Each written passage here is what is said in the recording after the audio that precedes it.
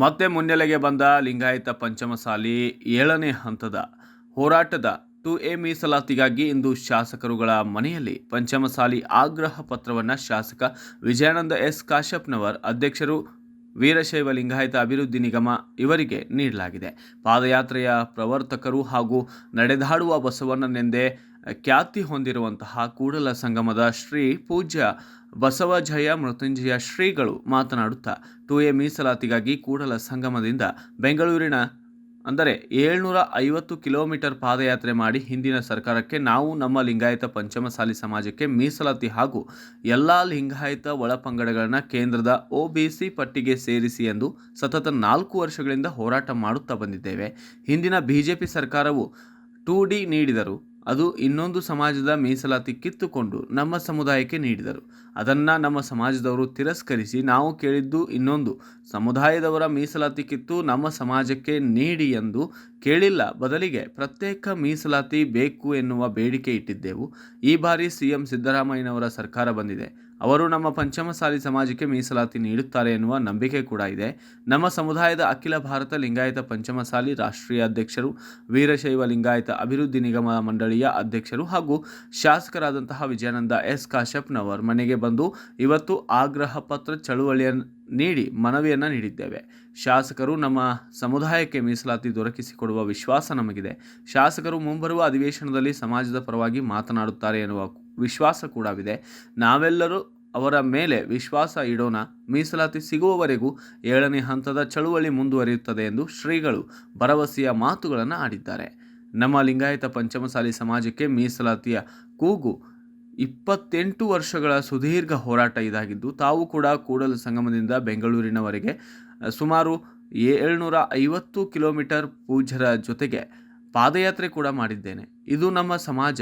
ನಾನು ಅನ್ಯಾಯವಾಗಲು ಬಿಡುವುದಿಲ್ಲ. ತಾವು ಅಧಿಕಾರಕ್ಕಾಗಿ ಕುಳಿತಿಲ್ಲ. ನಮಗೆ ಸಮುದಾಯದ ಮಕ್ಕಳ ಭವಿಷ್ಯ ಮುಖ್ಯ. ಇದಕ್ಕಾಗಿ ನಾನು ಹೋರಾಡುತ್ತೇನೆ ಮತ್ತು ನ್ಯಾಯ ಸಿಗುವವರೆಗೂ ಎಂದು ನಾನು ಹಿಂದೂ ಸರಿಯೋದಿಲ್ಲ ಎಂದು ಆಗ್ರಹ ಪತ್ರ ಸ್ವೀಕರಿಸಿ ಮಾತನಾಡಿದ ಶಾಸಕ ವಿಜಯಾನಂದ ಕಾಶಪ್ಪನವರ್, ನಾನು ಕೂಡ ಸುಮ್ಮನೆ ಕುಳಿತಿಲ್ಲ. ಮುಖ್ಯಮಂತ್ರಿಗಳ ಜೊತೆ ಸುದೀರ್ಘ ಚರ್ಚೆ ಮಾಡಿದ್ದೇವೆ. ನಮಗೆ ಮೀಸಲಾತಿ ಸಿಗುವ ಭರವಸೆ ಇದೆ ಎಂದು ತಿಳಿಸಿದ್ದಾರೆ. ಈ ಸಂದರ್ಭದಲ್ಲಿ ಅಮರೇಶ್ ನಾಗೂರ್, ಮಹಾಂತೇಶ್ ನರಗುಂದ್, ಮಹಾಂತೇಶ್ ಯಲಬುರ್ತಿ, ಹುಚ್ಚಪ್ಪ ಐಹೊಳೆ ಸೇರಿದಂತೆ ಇತರರು ಕೂಡ ಭಾಗಿಯಾಗಿದ್ದರು. ಮತ್ತು ಸಮಾಜದ ಹಿರಿಯರು ಈಗಾಗಲೇ ಎಲ್ಲ ಸಮುದಾಯದ ಶಾಸಕರ ಮನೆಗೆ ಹೋಗಿ ಈ ಒಂದು ಪಕ್ಷದ ಚಳವಳಿಯನ್ನು ನಡೆಸಿಕೊಂಡು ಬಂದಿದ್ದಾರೆ. ಈಗಾಗಲೇ ಪ್ರಾಸ್ತಾವಿಕವಾಗಿ ಮಾತಾಡುವಂಥ ಸಂದರ್ಭದಲ್ಲಿ ಕಳೆದ 4 ವರ್ಷದಿಂದ ಪ್ರಾರಂಭ ಆಗುತ್ತಾ ಹೋರಾಟ ತಮಗೆಲ್ಲ ಗೊತ್ತಿರುವಂಥದ್ದು. ಕೂಡಲ ಸಂಗಮದಿಂದ ಬೆಂಗಳೂರಿವರೆಗೂ ಪಾದಯಾತ್ರೆ ಸುಮಾರು 712 ಕಿಲೋಮೀಟರ್. ಪೂಜ್ಯರು ಮತ್ತು ನಾನು, ಅಮರೀಶ್ ನಾಗೂರ್ ಆಗಿರ್ಬೋದು, ಅನೇಕ ಮಹಾಂತೇಶ್ ನರಗುಂದವರು ಆಗಿರ್ಬೋದು, ಅನೇಕ ಜನ ನಾವೆಲ್ಲ ಪಾದಯಾತ್ರೆಯನ್ನು ಮಾಡಿ ಸರ್ಕಾರಕ್ಕೆ ನಮ್ಮ ಹಕ್ಕು ಒತ್ತಾಯವನ್ನು ಮಾಡಿದ್ವಿ. ಸುಮಾರು 10 ಲಕ್ಷಕ್ಕಿಂತ ಹೆಚ್ಚಿನ ಜನವನ್ನು ಬೆಂಗಳೂರು ಅರಮನೆ ಮೈದಾನದಲ್ಲಿ ನಾವು ಸೇರಿ ಏನು ಹಕ್ಕು ಒತ್ತಾಯವನ್ನು ಮಾಡಿದ್ವಿ. ತದನಂತರ ತಮಗೆಲ್ಲ ಗೊತ್ತಿರೋ ಹಾಗೆ ಸ್ವಾತಂತ್ರ್ಯ ಉದ್ಯಾನ ಮೈದಾನದಲ್ಲಿ ಕೂಡ 25 ದಿವಸಗಳ ಕಾಲ ಧರಣಿ ಸತ್ಯಾಗ್ರಹವನ್ನು ಮಾಡಿದ್ವಿ. ತದನಂತರ ಎಲ್ಲ ಜಿಲ್ಲಾ ಮಟ್ಟದಲ್ಲಿ ಶರಣಾರ್ಥಿ ಒಂದು ಅಭಿನಂದನೆ ಕಾರ್ಯಕ್ರಮವನ್ನು ಕೂಡ ಮಾಡಿದ್ವಿ. ತದನಂತರ ಲಿಂಗಾಯತ ಪಂಚಮಸಾಲಿ ಪಂಚಾಯತ್ ಪ್ರತಿಜ್ಞಾ ಅಭಿಯಾನವನ್ನು ಕೂಡ ಮಾಡಿದ್ವಿ. ಬಹುತೇಕ ಇದರಲ್ಲಿ ಇಡೀ ರಾಜ್ಯದ ಮೂಲೆಯೂ ಕೂಡ ಪೂಜ್ಯರ ಜೊತೆಗೆ ಇವತ್ತು ನಾನು ಎಲ್ಲ ಹಂತದಲ್ಲಿ ಇದ್ದೀನಿ ಅನ್ನೋದನ್ನು ಭಾಳ ಹೆಮ್ಮೆಯಿಂದ ನಾನು ಯಾಕಂದರೆ ಇಷ್ಟಲಿಂಗ ಪೂಜೆ ಕೂಡ ಪೂಜ್ಯರು ಇಷ್ಟಲಿಂಗ ಪೂಜೆ ಪ್ರಾರಂಭ ಮಾಡಿ ನಿರಂತರವಾದ ಹೋರಾಟ. ಬಹುತೇಕ ನಾವು ಎಲ್ಲೋ ಕೆಲವಷ್ಟು ದಿನಗಳಿಂದ ಹೋರಾಟದಲ್ಲಿ ನಾವು ಭಾಗವಹಿಸಿರಲಿಕ್ಕಿಲ್ಲ.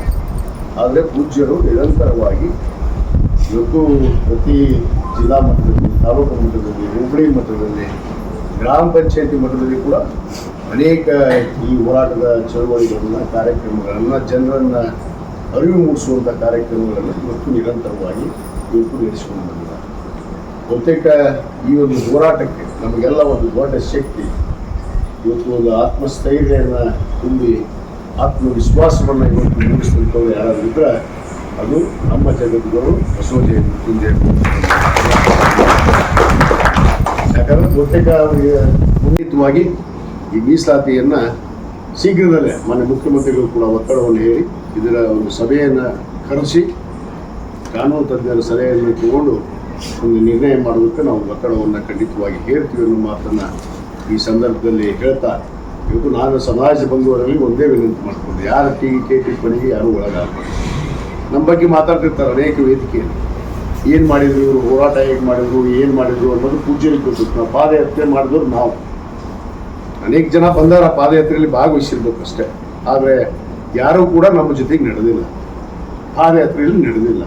ಸಭೆ ಸಮಾರಂಭದಲ್ಲಿ ಬಂದು ಭಾಗವಹಿಸಿದ ತಕ್ಷಣ ಇವರೇ ಮುಂಚೂಣಿಯಲ್ಲಿದ್ದೀವಿ, ನಾವೇ ಕೊಡಿಸಿದ್ದೀವಿ, 2D ಕೊಡಿಸಿದ್ದೀವಿ ಅಂತ ಭಾಷಣ ಮಾಡ್ತಾರಲ್ಲ ಇವರು. ಎಲ್ಲಿ ಕೊಟ್ಟಿದ್ದಾರೆ? ನಮ್ಗೆ ಆದೇಶ ಪತ್ರ ಕೊಡ್ರಿ. ಇವತ್ತು ತಹಸೀಲ್ದಾರ್ ಕಚೇರಿಗೆ ಹೋದ್ರೆ ನಿಮ್ಗೆ ಆದೇಶ ಪತ್ರ ಸಿಗ್ಬಿಟ್ಟು 2D ಮೀಸಲಾತಿ ನಿಮ್ಮ ಮಕ್ಕಳ ಕೈಲಿ ಯಾರ ಕೈಲಾರು ಬಂತ ಸುಮ್ಮನೆ ಭಾಷಣ ಮಾಡೋದು, ಸುಮ್ಮನೆ ಟೀಕೆ ಮಾಡೋದು. ನಮ್ಮ ಧರ್ಮಕ್ಕೆ ಟೀಕೆ ಮಾಡ್ತಾರೆ, ಧರ್ಮದ ಬಗ್ಗೆ ಟೀಕೆ ಮಾಡ್ತಾರೆ, ಇನ್ನು ಯಾರ ಬಗ್ಗೆ ಟೀಕೆ ಮಾಡೋದಿಲ್ಲ. ಅಂಥವ್ರು ಭಾಳ ಜನ ಅದಾರ. ಅದು ಯಾವುದು ನಾವು ಲೆಕ್ಕಕ್ಕೆ ಹಾಕೋದಿಲ್ಲ, ಅವ್ರು ಏನಂದ್ರೂ ನಾವು ತಲೆ ಕೆಡಿಸ್ಕೊಳ್ಳೋದಿಲ್ಲ. ನಮ್ಮ ಹೋರಾಟ ನಮ್ಮ ಸಮುದಾಯಕ್ಕೆ ಮೀಸಲಾತಿ ಸಿಗೋವರೆಗೂ, ಆದೇಶ ಪತ್ರ ನಮ್ಮ ಮಕ್ಕಳ ಕೈಗೆ ಬರೋವರೆಗೂ ಈ ಹೋರಾಟ ಯಾವುದೇ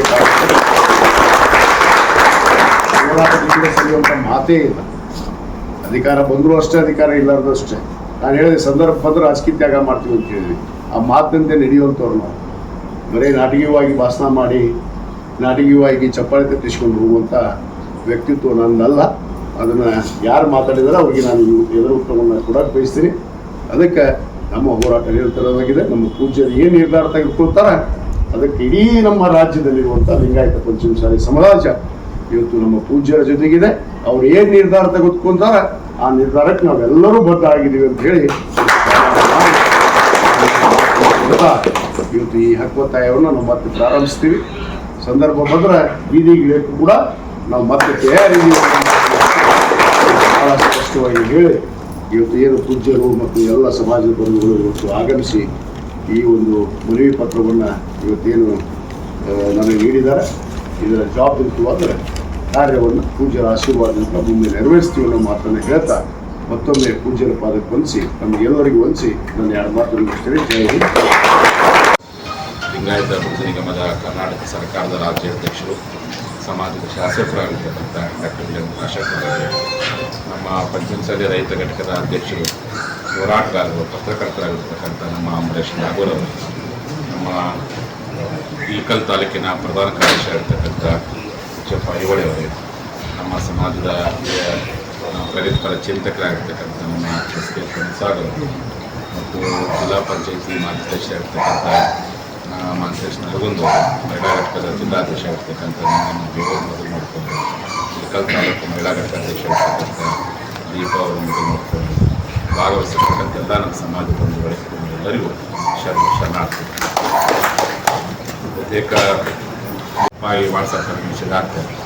ಮತ್ತೆ ನಾವು ವಿಜಯಾನಂದ ಅವರು ವಿನಯ ಕುಲಕರ್ಣಿಯವರೆಲ್ಲ ಕೂತ್ಕೊಂಡು ಚರ್ಚೆ ಮಾಡಿ ಮುಖ್ಯಮಂತ್ರಿ CM ಸಿದ್ದರಾಮಯ್ಯ ಅಧಿಕಾರ ಸ್ವೀಕಾರ ಮಾಡಿ 1 ತಿಂಗಳು ಅವ್ರ ಮನೆ ಹತ್ರ ಹೋಗಿ ಇಲ್ಲ ಮತ್ತು ಈ ಸರ್ಕಾರ ಬರಲಿಕ್ಕೆ ನಾವು ಹೋರಾಟ ಏನಾದರೂ ಹಿಂದೆ ಇರ್ಬೋದು. ಹಿಂದೆ ಕಾಂಗ್ರೆಸ್ ಸರ್ಕಾರ ಬರಲಿಕ್ಕೆ ನಮ್ಮ ದಲಿತ ಬಂಧುಗಳು, ಅಲ್ಪಸಂಖ್ಯಾತರು, ಹಿಂದುಳಿದಿರುವ ಲಿಂಗಾಯತ ಸ್ವಲ್ಪ ಮಟ್ಟಿಗೆ ಓಟ್ ಹಾಕಿದ್ರು. ಬಟ್ ಈ ಸಾರಿ ಈ ಕರ್ನಾಟಕದಲ್ಲಿ ಸರ್ಕಾರ ಬರಲಿಕ್ಕೆ ನಮ್ಮ ಸಮುದಾಯದ ಹೋರಾಟದ ಒಂದು ಕಾರಣ ಸತ್ಯವನ್ನು ಮಾನ್ಯ ಮುಖ್ಯಮಂತ್ರಿ ಮನವರಿಕೆ ಮಾಡಬೇಕು. ಹಾಗಾಗಿ ಹಿಂದಿನ ಸರ್ಕಾರದ ನಿಧಾನಗತಿ ನಿಮಗೆ ನಮ್ಮ ಜನ ಆಶೀರ್ವಾದ ಮಾಡಿದ್ದಾರೆ. ನಿಮ್ಮ ಓದಿ ಮೀಸಲಾತಿ ಕೊಡಬೇಕು ಮತ್ತು ಎಲ್ಲ ಲಿಂಗಾಯತರು OBCಗೆ ರೆಕಮೆಂಡ್ ಮಾಡಬೇಕಂತ ಹೇಳಿ ಮಾನ್ಯ ಸಿದ್ದರಾಮಯ್ಯವರು ಮನವರಿಕೆ ಮಾಡಿಕೊಡ್ತಾರೆ. ನಾನು ಈಗ ತಾನೇ CM ಆಗಿ 1 ತಿಂಗಳು ಟೈಮ್ ಕೊಡಿ ಅಂತ ಮತ್ತೆ ನಾವೇನು ಮಾಡಿದ್ವಿ, ಟೈಮ್ ಕೊಟ್ಟಿವಿ, ಮತ್ತೊಂದು ಸಂದರ್ಭ ಕೂಡ ಬಂದಿಲ್ಲ. ಮತ್ತು ಜನ ಹೋರಾಟ ಶುರು ಮಾಡಿ ಒಂದೇ ಸರಿ ಸರ್ಕಾರ ಮನವರಿಕೆ ಮಾಡಿಕೊಡ್ಬೇಕು, ಸರ್ಕಾರ ಗಮನ ಸೆಳೆಯಬೇಕು ಅಂತೇಳಿ ಬ್ಯೂರೋ ರಿಪೋರ್ಟ್, ಭಾರತ ವೈಭವ news, Ilkal. Thanks for watching. Read, discuss and debate with editor Dr. Yan Prashant Rao. Wanted reporters in print, digital and visual media for Bharat Vaibhav Daily Newspaper, BV News 5 Channel and BV Fast Web News from all the talukas of Karnataka, Goa and Maharashtra. If interested, send your resume to 9019229369.